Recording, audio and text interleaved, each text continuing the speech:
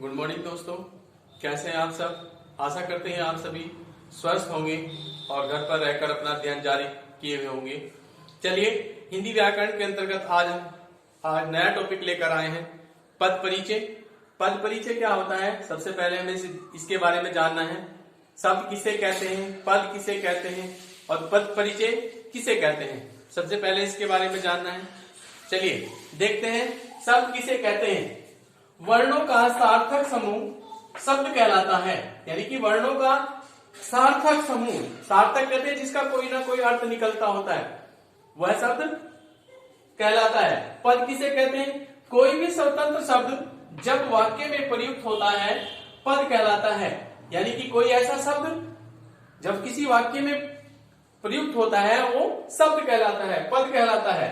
पद परिचय किसे कहते हैं, वाक्य में प्रयुक्त प्रत्येक शब्द का व्याकरण की दृष्टि से परिचय देना, अर्थात उन शब्दों की स्थिति, लिंग, वचन, कारक तथा उनका संबंध अन्य शब्दों के साथ बताना ही पद परिचय कहलाता है।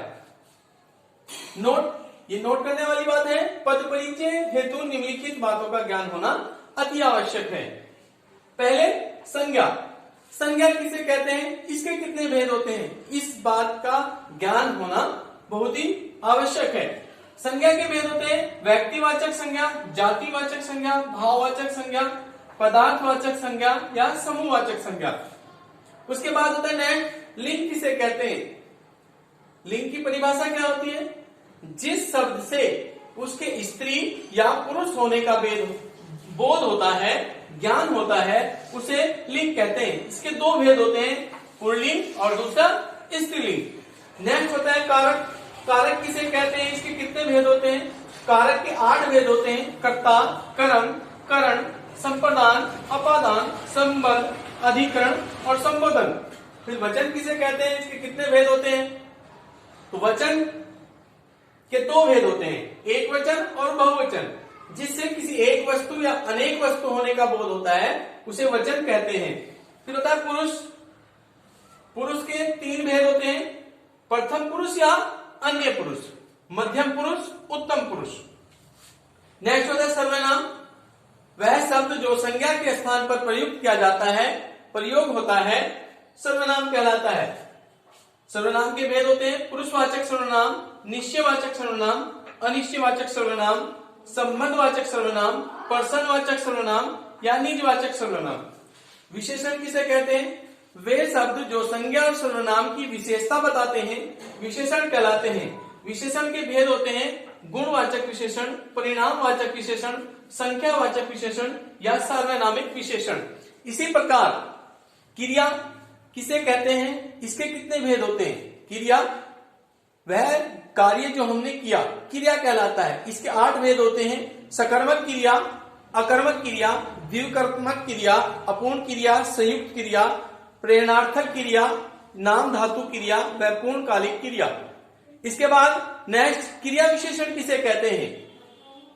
क्रिया विशेषण के 4 भेद होते हैं, कालवाचक क्रिया विशेषण, स्थानवाचक क्रिया विशेषण, परिमाणवाचक क्रिया विशेषण या रीतिवाचक क्रिया विशेषण। नेक्स्ट होता है संबंध बोधक अव्यय कितने होते हैं, तो कालवाचक संबंध बोधक, कालवाचक, स्थानवाचक, दिशावाचक, क्षमतावाचक और विरोधावाचक क्रिया विशेषण होते हैं।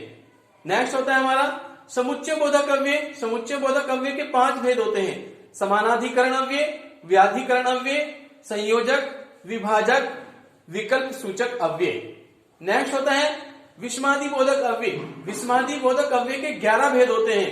विषम आश्चर्य सूचक, भय, डर सूचक, शोक सूचक, घृणा सूचक, हर्ष सूचक, विवशता सूचक, शर्म सूचक, स्वीकृति सूचक या चेतावनी सूचक, आशीर्वाद सूचक और संबोधन सूचक। इन सब के अंतर्गत ही हम पद परिचय दे सकते हैं, क्योंकि अगर हमें इन सब बातों का ज्ञान होगा, इन सब चीजों का ज्ञान होगा जो हमने पढ़ा है, तभी हम एक वाक्य का पूर्ण रूप से पद परिचय दे सकते हैं।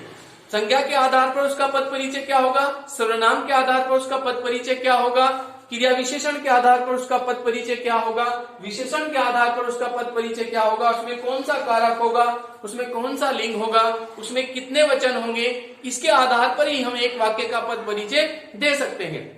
अगर इन सब बातों का ज्ञान हमें है, इन सब बातों की नॉलेज हमें है, तो हम एक वाक्य में प्रयुक्त सभी शब्दों का पद परिचय आसानी से दे सकते हैं। हमने मान लिया कोई वाक्य लिया कि राम पढ़ता है, अब हम राम शब्द का पद परिचय दे रहे हैं, तो पूछेगा कि राम क्या है, तो कहेगा कि संज्ञा की दृष्टि से राम कैसी संज्ञा है, व्यक्तिवाचक संज्ञा है, जातिवाचक संज्ञा है, भाववाचक संज्ञा है। तो हम कहेंगे कि राम शब्द व्यक्तिवाचक संज्ञा है। कौन सा वचन है, एक वचन है या बहुवचन है, तो हम कहेंगे वह एक वचन है। तो एक वचन है तो कैसा पुरुष है, अगर हम कह रहे हैं कि कौन सा पुरुष है, तो हम कहेंगे कि प्रथम पुरुष है या अन्य पुरुष है या उत्तम पुरुष है, तो हम कहेंगे कि वह प्रथम पुरुष है।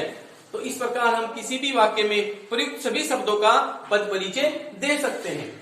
इसके लिए बने रहिए आप नेक्स्ट वीडियो में कि पद परिचय किस प्रकार दिया जाता है, और पद परिचय देने का तरीका हमने आपको भी बता दिया। चलिए, धन्यवाद।